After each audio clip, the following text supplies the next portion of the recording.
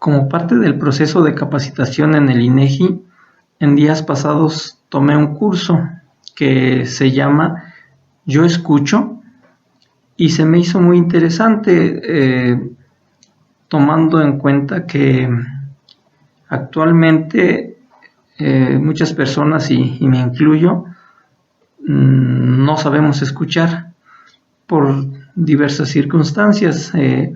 Algunas de ellas pues es porque ponemos más atención a nuestros teléfonos celulares o a otras cosas y no dedicamos la atención a la persona que nos está hablando. Entonces se me hizo muy interesante para poderlo compartir con ustedes y tomo la información tal cual la tiene el INEGI. Espero que no me reclamen por derechos de autor. Y también tomé algunas imágenes de internet. Si aparece por ahí el propietario, pues a ver si nos da permiso de usarlas. Mientras las voy a usar y espero que les guste este curso y lo sigan de principio a fin y traten de aplicar al menos algunas de las cosas que ahí se mencionan. ¿Qué es la escucha? Es, sin lugar a dudas, una competencia muy importante en la comunicación humana. El habla solo logra ser efectiva cuando produce en el otro la escucha que el orador espera. Hablamos para ser escuchados. Si lo que he dicho nadie lo entiende, si digo una cosa y se me escucha otra, mi habla no ha sido efectiva. Si doy una instrucción y se hace algo muy diferente de lo que he instruido, el desempeño se compromete.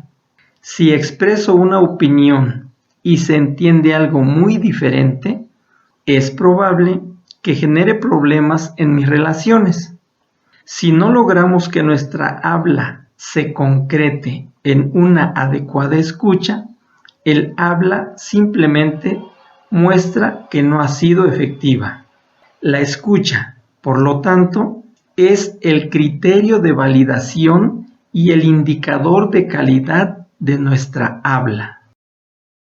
De acuerdo con sus características, la escucha puede ser clasificada en 7 tipos: apreciativa, selectiva, discernitiva, analítica, sintetizada, empática y activa.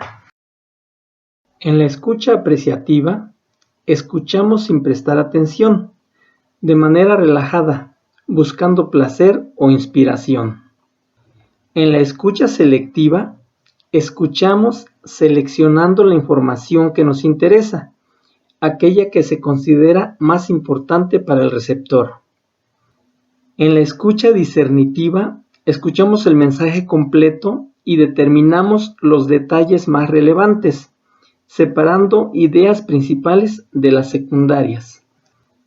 En la escucha analítica, escuchamos el orden y el sentido de la información para entender la relación entre las ideas. Realizamos preguntas para descubrir los motivos subyacentes del mensaje. En la escucha sintetizada, tomamos la iniciativa de la comunicación hacia nuestros objetivos. Realizamos preguntas o afirmaciones dirigidas para que el interlocutor conteste con sus ideas. En la escucha empática, escuchamos sin prejuicios, poniéndonos en el papel de quien nos habla, apoyándole y aprendiendo de su experiencia. Apreciamos el punto de vista de la otra persona. La escucha activa es aquella escucha que representa un esfuerzo físico y mental para obtener con atención la totalidad del mensaje, indicando mediante la retroalimentación lo que hemos comprendido. Es la más completa e importante. Barreras de la escucha. Los obstáculos de la escucha se dividen en ruidos y filtros. En el proceso de la comunicación se denominan ruidos a todo aquello que perturba el proceso de escucha entre las personas. Los filtros son aquellos dispositivos intangibles que permiten o bloquean el paso de representaciones o ideas que se expresan mediante un mensaje. Ruidos. Los ruidos son cualquier interferencia en un mensaje que se transmite de un emisor a un receptor. Es resultado de factores internos y externos. Los estudios de la comunicación clasifican 4 tipos de ruido: el ruido físico, el ruido psicológico, el ruido fisiológico y el ruido semántico. Ruido físico es el ruido externo que interrumpe a quienes se están comunicando. Por ejemplo, el ruido del aire acondicionado, el tráfico vehicular, el sonido de un claxon, etc. El ruido psicológico. Interferencia mental que te impide escuchar. Por ejemplo, si tu mente deambula mientras alguien te habla. Los ruidos de tu pensamiento impiden una adecuada comunicación. Ruido fisiológico. Es cualquier problema fisiológico que obstaculiza la comunicación. Por ejemplo, es muy difícil establecer una comunicación efectiva cuando padeces de un fuerte dolor de cabeza. Ruido semántico. Este ruido se presenta cuando en una conversación no hay un significado compartido. Por ejemplo, cuando un médico explica a los familiares de un paciente sobre el diagnóstico de su estado de salud, utilizando términos técnicos propios de las ciencias médicas. Filtros. Además de los ruidos, existen otro tipo de barreras de la comunicación. Estas son un sistema de filtros, los cuales son la forma como vemos al mundo y a nosotros mismos. Existen los filtros emocionales, mentales, verbales y perceptuales. Filtros emocionales. Percibimos emociones y sentimientos en las comunicaciones de los demás. Personalizamos, nos sentimos afectados. Filtros mentales. Son interferencias y barreras inherentes al ser humano. Hace que recuperemos del mensaje solo la parte que nos interesa. Filtros verbales. La forma como se expresan los comentarios e ideas. Filtros perceptuales. Estos filtros se dividen en neurológicos, sociolingüísticos y personales. Neurológicos, los límites del oído humano. Sociolingüísticos, están determinados por el idioma y la cultura de un pueblo a través de los siglos. Los personales se conforman por la historia individual de cada uno. Recomendaciones para mejorar la escucha.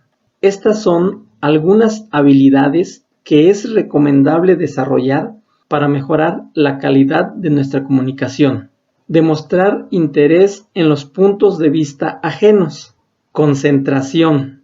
No interrumpir innecesariamente. Poner atención al propio lenguaje corporal. Acumular paciencia. Demostrar interés en los puntos de vista ajenos. Todos somos libres de tener una opinión propia, y ello implica que los demás opinen diferente. Al escuchar a alguien, es mejor mantener la mente abierta, evitando los prejuicios mientras se dirige la atención al interlocutor. Mostrar un interés genuino en lo que dice la otra persona indica automáticamente que sabemos escuchar y vale la pena conversar con nosotros. Concentración. Prestar atención a lo que la persona dice en lugar de divagar. Una buena manera de lograr esto es considerar que cualquiera puede revelar información importante que no debe pasarse por alto. No interrumpir innecesariamente. Se aprecia cuando uno es capaz de aportar argumentos o un punto de vista distinto a una conversación, pero siempre se debe dejar que la otra persona complete la idea que expone. no se trata solamente de que el interrumpir a alguien es inapropiado, sino que afecta el hilo de pensamiento del hablante. Poner atención al propio lenguaje corporal. Mucha de la comunicación se produce de forma no verbal. Por tanto, se necesita cuidar el lenguaje corporal mientras se escucha y mientras se habla. Es un indicador de cuán involucrados en la conversación estamos. Acumular paciencia. No siempre resulta sencillo escuchar al interlocutor y dejar que termine el contenido de lo que dice, porque puede parecer una tontería o ser una provocación. En estos casos es mejor no juzgar prematuramente y esperar a que el hablante concluya. Si al final continuamos pensando que su idea es errada, no tiene sentido desgastarse en discusiones innecesarias que probablemente no conducen a ninguna parte. Finalmente, recuerda que puedes poner en práctica el modelo RASP propuesto por Julian Trishur. El modelo RASP no es más que la primera letra de las palabras recibir, apreciar, sintetizar y preguntar. Recibir significa poner atención a la persona. Apreciar significa asentir con tu lenguaje corporal o haciendo un poco de ruido como ok. Sintetizar es resumir lo expresado por la otra persona. La palabra entonces es muy importante en la comunicación. Preguntar significa que al finalizar es recomendable preguntar para clarificar los puntos más importantes. Hemos terminado este pequeño curso. Espero que les guste y que les sea de ayuda como lo fue para mí. Y nos despedimos con una frase del Dalai Lama que dice: cuando hablas, solo repites lo que ya sabes. Cuando escuchas, quizás aprendas algo nuevo.